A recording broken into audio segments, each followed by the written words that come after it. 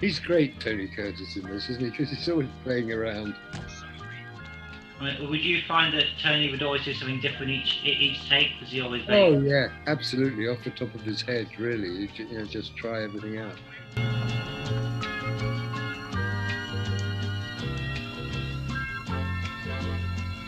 He's just very relaxed. Mm. Yeah. No, I like working with him very much. He you know, I mean, he was very helpful to the young actors. You know, you could sort of chat to him about anything, and he'd give you little bits of advice.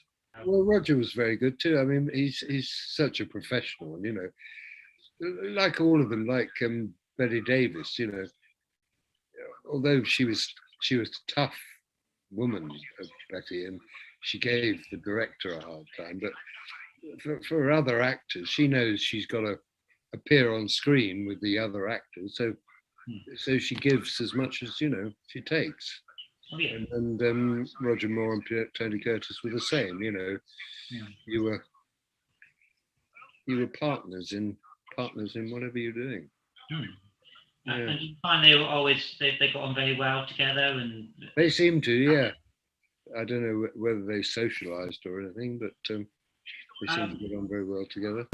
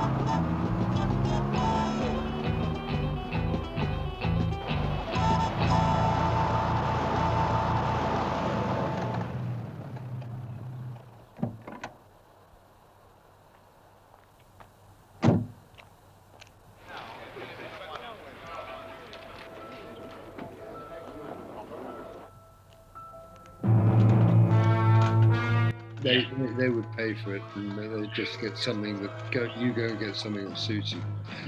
In To Sir with Love, I don't know if you remember it, right at the end, when we have the dance and everything, and I introduced Lulu to sing her song, I'm wearing a yellow suit. Oh yes, I do vaguely remember that. Yes. Yeah. And I remember going to buy that in Carnaby Street with Lulu and Judy Geeson. They both chose it for me. Oh wow. Yeah. I didn't keep that one though. I don't think I was ever going to wear a yellow suit again. 15.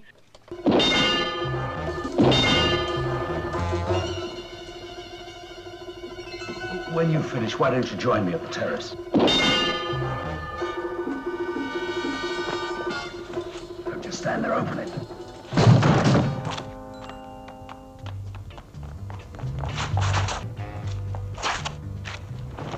What did you say? See what I mean? Yeah. Go. See you later.